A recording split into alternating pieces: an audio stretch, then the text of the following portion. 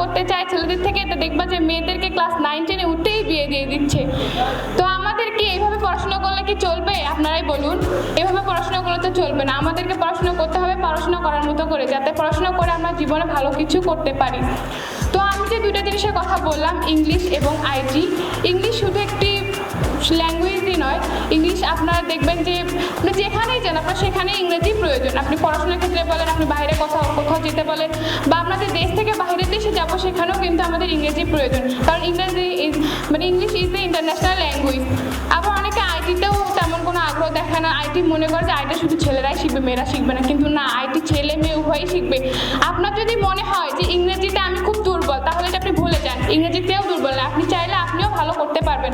আর যদি মনে হয় যে আইটি আমার জিনিস না, তাহলে আপনি ওটা নিয়েই কাজ করুন, কারণ আইটি আপনার জিনিস। আর আপনাকে মনে রাখতে হবে আমরা সবাই লার্নার, কারণ আপনার যখন লার্নিংয়ের মধ্যে থাকবেন তখন আর্নিং আপনার অটোমেটিক্যালি চলে আসবে, কারণ your learning ability decides your earning capacity. যদি আপনি লার্নিংয়ের মধ্যে থাকেন তাহলে আর্নিং আপনার অটোমেটিক্যালি আপনার দরজায় এসে করা নাড়বে, আপনাকে আর্নিংয়ের কাছে যেতে হবে না। তো পরিশেষে আমি এতটুকুই বলবো, এরপর আরও সেশন আমি আশা রাখবো আপনারা অনেক সুন্দরভাবে রিসিভ করবেন। আসসালামু আলাইকুম।